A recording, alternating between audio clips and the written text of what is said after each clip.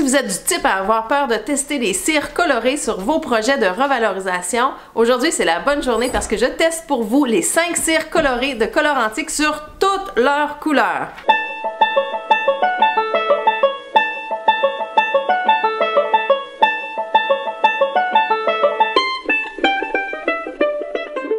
Pour ceux qui ne me connaissent pas, je suis Sandra de la chaîne EcoTouch, là où je te partage une foule d'astuces écologiques dans les transformations, les revalorisations, la déco, mais toujours avec une pensée écologique. Donc si c'est le genre de sujet qui t'intéresse, n'hésite pas à t'abonner juste en dessous et active la cloche, comme ça tu reçois une notification à chaque fois que je sors des nouveaux vidéos. La semaine dernière, je vous ai testé les 32 couleurs de Colorantique et cette semaine, on teste les cires sur chacune de ces couleurs-là. La première cire qu'on va tester, c'est la cire naturelle.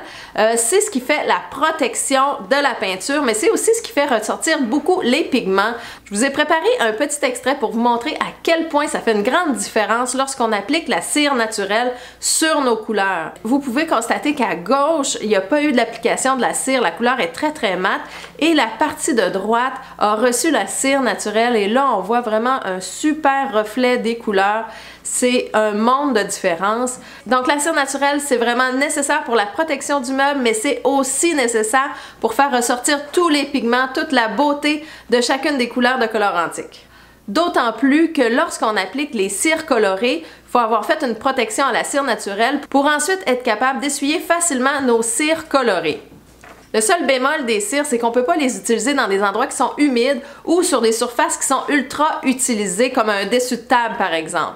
Donc très bientôt, vous allez voir les 32 couleurs de Colorantique avec chacune des cires qui ont été présentées. J'ai tourné la vidéo sous forme de capsule muette, puis je vais vous mettre une petite musique, mais je veux simplement vous préciser que la première section sera toujours la couleur naturelle. Je vais toujours m'assurer de respecter le même ordre pour que ce soit très clair pour vous. Donc ce sera la cire naturelle à gauche, par la suite on va avoir la cire blanche, la cire brune, la cire grise et la cire noire. Les seules deux exceptions, le blanc boule de coton et le noir nuit, où j'ai évidemment pas testé la cire blanche ou la cire noire sur ces deux couleurs-là, mais sinon pour l'ordre des cires, elle est respectée là aussi. Si vous avez l'intention d'essayer les cires, alors je vous conseille de vous procurer des pinceaux spécialement conçus pour ça et d'y attribuer peut-être un pinceau par couleur parce que c'est sûr qu'on peut pas utiliser un pinceau qui est servi au noir pour l'utiliser ensuite pour notre cire naturelle, donc on risquerait de tacher les résultats. Par la suite, vous procurez les cires dont vous aurez besoin. Ce qui est vraiment intéressant aussi à se procurer, c'est le savon que propose Colorantique pour nettoyer les pinceaux de cire. Pour essuyer les cires, je vous conseille le papier absorbant bleu qu'on peut se procurer vraiment un petit peu partout. C'est un papier pour mécanicien, ça ressemble à un essuie-tout, mais ça évite de faire des peluches. Donc, on s'assure d'avoir des super résultats. Petit rappel, Colorantique vous offre un rabais de 10% lorsque vous commandez en ligne. Vous avez simplement à utiliser le code promo EcoTouch10, donc tout en minuscules, sans espace. À la fin du vidéo, je vais vous demander de voter sur vos couleurs favoris, sur les couleurs que vous proposeriez, sur la transformation du meuble qui est derrière. Donc, on peut penser à l'enveloppe au contour, à l'utilisation des cires, mais aussi à l'intérieur. On peut faire plein de beaux projets. Alors, laissez aller votre créativité. J'ai très hâte de vous lire en commentaire. J'espère que ce sera vraiment un outil de référence pour vous quand viendra le temps de choisir vos couleurs ou choisir vos cires. Si vous avez des questions, n'hésitez pas à les poser dans les commentaires, ça va me faire plaisir de vous répondre. À la fin du vidéo, je vais vous mettre quelques astuces sur l'utilisation de la cire, mais sinon, je vous souhaite un très bon visionnement.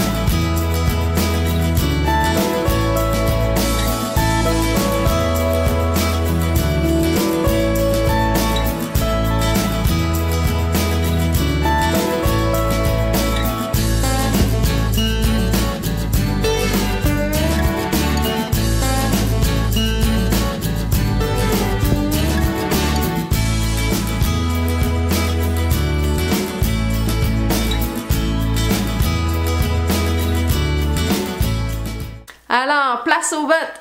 Dites-moi dans les commentaires ce que vous verriez pour le meuble derrière, quelles idées, quel coup de cœur vous avez eu pour les peintures ou quelle cire vous souhaitez utiliser. Donc, parlez-moi un petit peu de vos projets, j'ai le goût de vous entendre, j'ai le goût de savoir ce que vous allez faire avec tout ça. Il y a énormément de projets qui s'en viennent pour EcoTouch, dont une superbe rencontre avec une designer colorée. En fait, elle sort de tous les normes et les traditions très rigides qu'on peut connaître habituellement en décoration. Elle s'éclate et elle ose les couleurs, donc j'ai très hâte de vous la présenter. Et je travaille actuellement avec une artiste du rembourrage qui est sublime. J'ai trop hâte de vous présenter cette série de vidéos. On va défaire complètement un divan, on va vous montrer comment ça marche et on va le réassembler. Donc si vous n'êtes pas abonné à la chaîne, c'est le moment de le faire et activez la cloche, comme ça vous recevez une notification à chaque fois qu'il y a une nouvelle vidéo qui sort. Si vous avez apprécié, n'hésitez pas à mettre un pouce, ça fait vraiment plaisir et ça aide à la visibilité du vidéo. Sur ce, je vous souhaite une foule de belles revalorisations et je vous retrouve la semaine prochaine pour une nouvelle capsule EcoTouch. Bye tout le monde! Donc aujourd'hui, vous allez pouvoir constater la différence lorsqu'on applique la cire naturelle sur nos couleurs. Donc j'ai pris de l'avance sur la plupart des moulures, mais j'en ai gardé quelques-unes pour vous montrer la différence sur l'expression de la couleur. Regardez! Ça, évidemment, ici, c'est le côté qui a été fait avec la cire. Puis ça, ici, c'est le mat de la couleur. Attendez, je vais vous le montrer. Vous voyez à quel point la couleur est différente. Tous les pigments sont vraiment plus ressortis du côté où la cire est appliquée. C'est vraiment juste une couche de cire. Ça fait toute une différence. La couleur est vraiment différente. Vous voyez combien j'en mets pas beaucoup. Et par la suite, ce que je m'en vais faire, c'est que je prends le couvercle et puis je m'en vais la frotter ici à l'intérieur.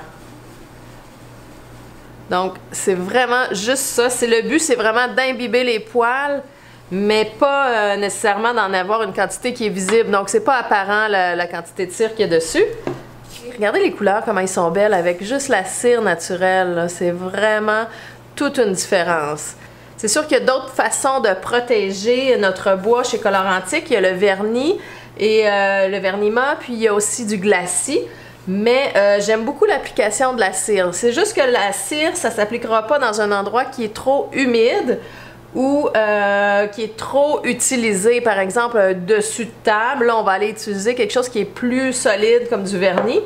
Mais sur un meuble en général, avec une utilisation normale, on y va avec la cire, puis vraiment l'éclat est magnifique. Donc allons-y avec la couleur vert de vin, puis on va commencer avec la cire blanche. J'en mettrai pas beaucoup, hein, parce que c'est pas des grosses sections. Donc, on va essayer de rester sur la section ici. On peut aller vraiment dans tous les sens pour s'assurer de rentrer dans les cavités. On va essuyer le tout pour voir l'effet que ça donne.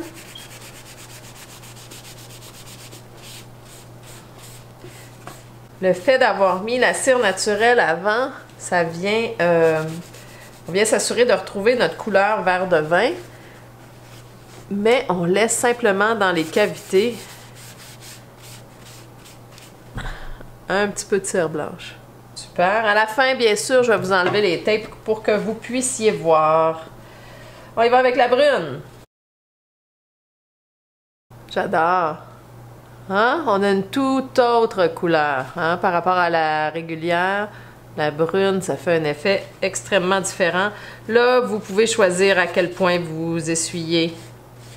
C'est vraiment ça le plaisir, dans le fond, des cires. C'est qu'on en remet, on enlève, on y va vraiment au goût. Puis quand on est satisfait du résultat, pour donner un petit look rustique, c'est super la cire brune. On va y aller avec la grise.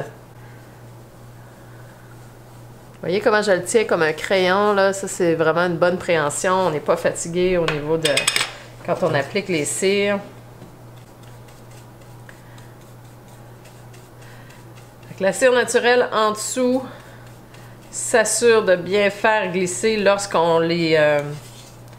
je l'ai mis pas mal. Lorsqu'on efface. Donc là, on va enlever. C'est au goût. Donc on y va doucement au début.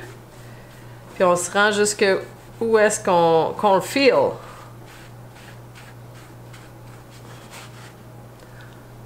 Ah, un petit look plus industriel, on dirait.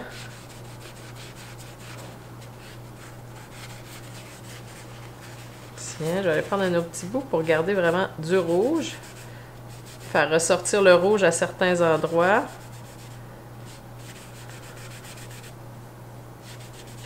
Rouge vin, j'adore cette couleur-là, elle est super riche. Donc, hein, c'est un look complètement différent. Puis on va y aller avec la noire. On n'en met pas trop. On essuie.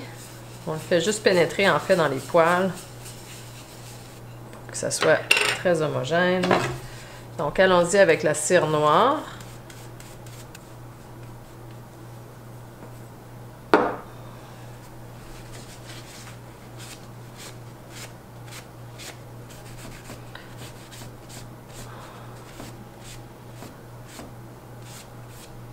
Je vous enlève les tapes. Vous allez pouvoir juger par vous-même.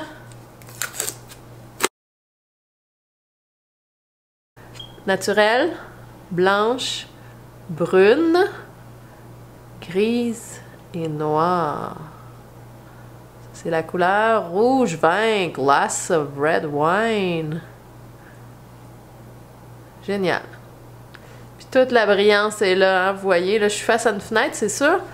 Mais on voit toute la brillance des cires. Wow! J'adore!